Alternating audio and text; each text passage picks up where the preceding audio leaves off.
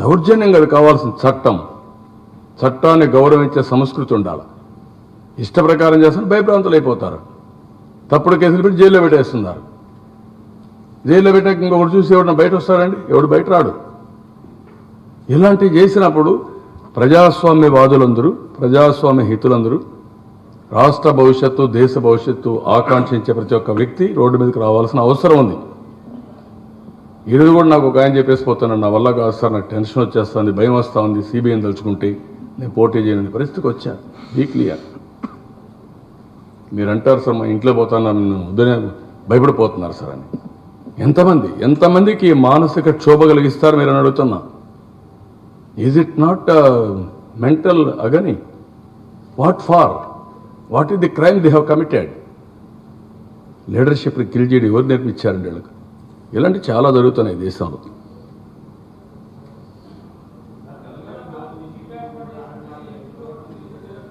ఏం లేదు, 64 లక్షల ఓట్లను, దొంగ ఓట్లను తొలగించారు సార్. అప్పుడు కూడా ఇదే విధానం ఉండిందండి. ఏది 2004 ఎన్నికలకు నువ్వు కూర్చోని కదా తెలుసు, కూర్చోని సాక్షి పేపర్ మాట్లాడడానికి అర్హత లేదు. కూర్చోండి. I'm not going to answer for you. You are the main culprit. Sakshi paper కూర్చోండి. నేను I don't want to comment. కూర్చోండి, దయచేసి కూర్చోండి. నానా అవన్నీ వదిలిపెట్టాక నువ్వు కూర్చోమని అన్న సాక్షి పేపర్ నేను ఆన్సర్ చేయడం లేదు యాజ్ ఎ పార్టీ ప్రెసిడెంట్. కూర్చోండి. నీకు వర్తించదు. నువ్వు కావాలని ఒక పార్టీ అధ్యక్షుడు పెట్టుకున్న పేపరు, ఆయన మౌత్ పీస్ నువ్వు కూర్చో. ఒక పార్టీ అధ్యక్షుడు నేను చెప్పాలని, సమాధానం చెప్పాల్సిన పని లేదు. డెమోక్రసీ డెఫినెట్గా ఉంటుందా? కూర్చోవా. పేపర్ గురించి మాట్లాడాను కానీ నిన్ను గురించి మాట్లాడు. సాక్షి వైఎస్ఆర్ కాంగ్రెస్ పేపర్ గురించి నేను మాట్లాడడం ఇక్కడ. పార్టీ పేపర్ కూర్చో. కడవలడికి చెప్తాను, సమాధానం చెప్పాను. నువ్వు కూర్చోమా. పరిధులు కాదు, పార్టీ పత్రిక, అవినీతి పత్రిక, పార్టీ పత్రిక. నేను సాంప్రదాయ ప్రకారం పార్టీ కాన్ఫరెన్స్ నా ఇష్టం, ఇది నేను బాయ్కట్ కూడా చేయొచ్చు మిమ్మల్ని. కూర్చోండి, దయచేసి కూర్చోండి. ఆహ్వానం కూడా చేస్తానండి రేపటి నుంచి, మీకు వద్దనుకుంటే. కూర్చోండి దయచేసి. నేను ఆన్సర్ చేయలే, కూర్చోన్నాను.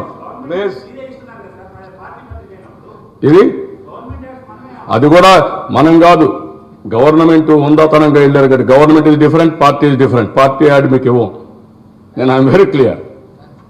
ఎందుకని మాట్లాడతారు? చట్టపరంగా అన్ని జరుగుతాయి. ఈ ఒక స్వయం ప్రతిపత్తి అది కూడా మనం కాదు.